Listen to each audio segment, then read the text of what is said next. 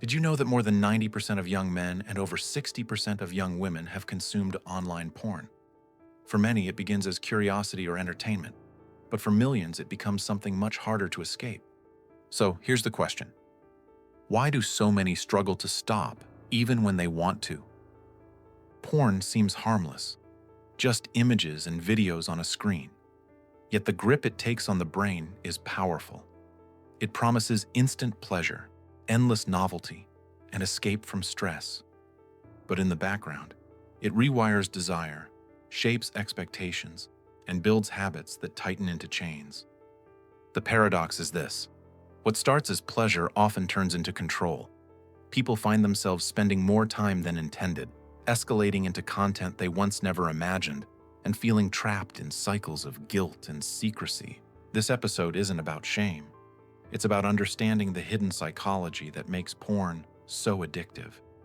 We'll explore how the brain responds, why the habit grows stronger over time, and the silent toll it takes on relationships and self-esteem. Welcome to Mindcrafted. If you're curious about the mind, human behavior, and the forces shaping our lives, subscribe and join the journey. Because what you'll learn here might just change the way you see yourself. Psychologists define addiction as a pattern of behavior that a person struggles to control, even when it causes harm. At its core, addiction is about the brain's reward system being hijacked, chasing short-term pleasure at the cost of long-term well-being. Pornography fits this definition more closely than many realize. Unlike a healthy expression of sexuality, which involves connection, intimacy, and mutual experience, porn delivers instant stimulation with no effort or vulnerability. What makes it especially powerful is the easy access. A phone in your pocket can open a library of endless novelty, available 24/7. This novelty is key. Human brains are wired to seek variety in sexual partners, a phenomenon known as the Coolidge effect. With every new video, the brain gets another spike of dopamine, rewarding the search for something new. Over time, this creates strong habit loops that are hard to break. Context matters too. In the past, sexual behavior was tied to relationships, culture, or rituals. Desire had to move through social and emotional channels. Today, porn shortcuts that process entirely. It strips away patience, intimacy, and communication, replacing them with instant, solitary gratification. This doesn't mean everyone who consumes porn is addicted, but it explains why, for some, it becomes more than a pastime. It becomes a cycle. Quick escape, temporary relief, and then the need for more. That cycle, repeated over time, is what quietly turns into chains. To understand why porn can become so addictive, we need to look at what happens in the brain. When someone watches porn, the brain releases dopamine, the neurotransmitter of reward and anticipation. Dopamine isn't just about pleasure, it's about motivation. It tells the brain, this is important, do it again. Each viewing reinforces the habit, wiring the brain to seek more. But porn offers something unique: endless novelty. In natural settings, dopamine spikes when we encounter something new. With porn, novelty is unlimited. Another video, another category, another face. This phenomenon, called the Coolidge effect, tricks the brain into thinking it's encountering endless new mates, keeping dopamine firing again and again. Over time, this creates tolerance. Just like with drugs, the brain adapts. What once felt exciting now feels normal. To get the same dopamine rush, the user escalates, watching longer, seeking more extreme content, or consuming more frequently. This escalation comes at a cost. The brain's reward system becomes desensitized, meaning ordinary pleasures, like spending time with a partner, enjoying hobbies, or even eating, feel dull in comparison. What should bring joy no longer satisfies because the brain has been rewired to expect the intense stimulation of porn. In short, porn hacks the brain's natural reward pathways. It transforms something meant to bond humans together into a cycle of chasing dopamine highs. And like any addictive cycle, the pleasure eventually gives way to emptiness. Addiction to porn doesn't happen all at once. It builds quietly, layer by layer, until a person feels trapped. At first, porn feels like relief. It offers a quick escape from stress, loneliness, or boredom. In those moments, the brain rewards the choice, making it feel like a solution. But in the long run, it creates more problems than it solves. The danger comes with escalation. What began as simple curiosity can evolve into a search for more intense or riskier content. This doesn't always reflect someone's true desires. It reflects the brain's growing tolerance. The user isn't chasing what they want, but what their rewired brain demands. Alongside escalation comes guilt and shame. Many people feel trapped between the behavior and the secrecy around it. They hide their consumption from partners, friends, or even themselves, creating a double life. The more they try to quit and fail, the more shame grows. This secrecy isolates them, cutting them off from the very connection they truly crave. Then there's the loss of control. People set rules for themselves, only once a week, or never at night. But the rules are broken as soon as cravings return. Each failure chips away at self-trust, leaving them feeling powerless. All of this plays out against the backdrop of toxic normalization. Online culture often jokes about porn use, dismissing its risks.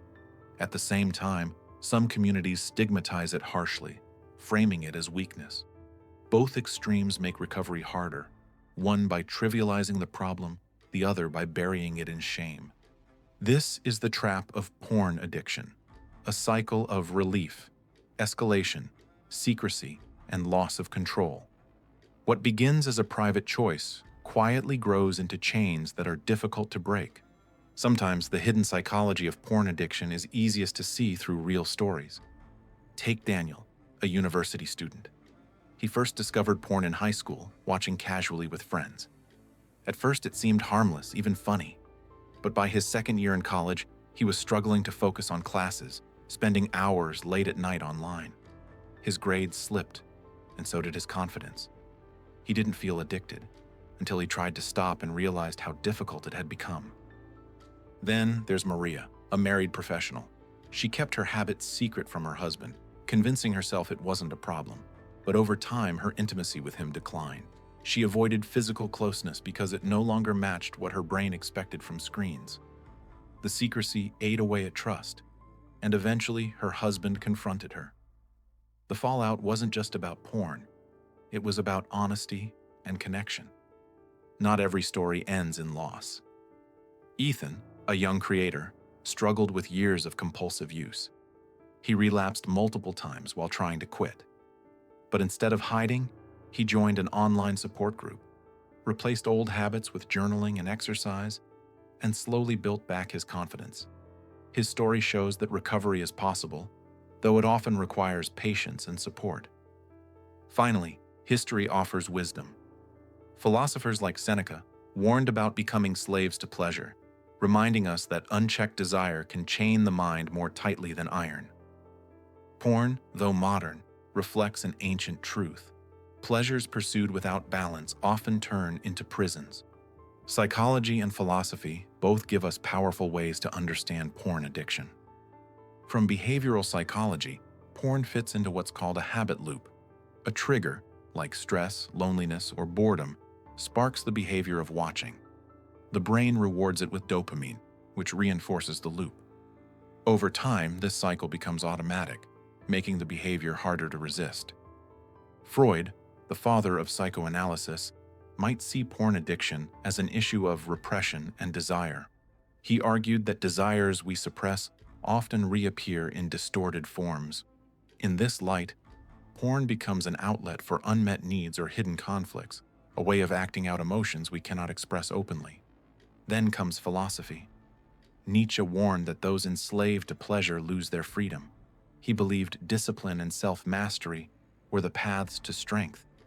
To Nietzsche, giving in endlessly to impulses erodes the will, making us weaker over time. Modern thinkers add another perspective. Psychologists studying habit formation note that freedom doesn't come from endless bursts of willpower, but from building systems. By replacing unhealthy loops with healthy ones, the brain can be retrained. Habits, not raw motivation, are the key to breaking chains. Together, these insights remind us, porn addiction is not just about desire, but about control. The question is whether we guide our habits or whether our habits guide us. Every addiction carries a cost, and porn is no exception. One of the most damaging effects is on relationships. Porn can distort expectations of intimacy, creating unrealistic standards for partners. Over time, this erodes trust, patience, and closeness. What should feel natural begins to feel inadequate when measured against artificial images on a screen. The toll extends to mental health. Many people struggling with porn addiction report anxiety, depression, and feelings of isolation. The cycle of secrecy and guilt creates a heavy emotional burden. Each attempt to quit, followed by relapse, deepens the sense of failure, feeding hopelessness. There's also the hidden loneliness. Addiction isolates. Time spent in private consumption replaces time spent with friends, family, or partners. The very behavior meant to soothe loneliness ends up creating more of it, leaving people disconnected in a world full of connections. In the end, the cost is not only measured in time or energy, but in trust, intimacy, and peace of mind. Porn promises escape, but often delivers emptiness. If porn addiction is a trap, the way out is not through shame, but through awareness and change. The first step is awareness of triggers. Recognize when cravings appear, stress, loneliness, boredom, and pause before reacting. Naming the trigger breaks the automatic loop. Second, replace the habit with healthier behaviors. Exercise, journaling, or even simple breathing routines can redirect the brain's craving for stimulation into actions that build strength instead of weakness. Third, focus on connection over isolation. Real intimacy, whether with a partner, a friend, or a community, provides what screens cannot: warmth, honesty, and human touch. Finally, progress comes from small daily steps. You don't need to be perfect. You just need to be consistent. Each time you choose differently, you weaken the chains. Over time, they break. So ask yourself, are you in control of your habits, or are your habits in control of you? The chains may feel heavy, but they are not unbreakable. If this gave you something to reflect on, subscribe to Mind Crafted, where we explore the mind and craft a better life together.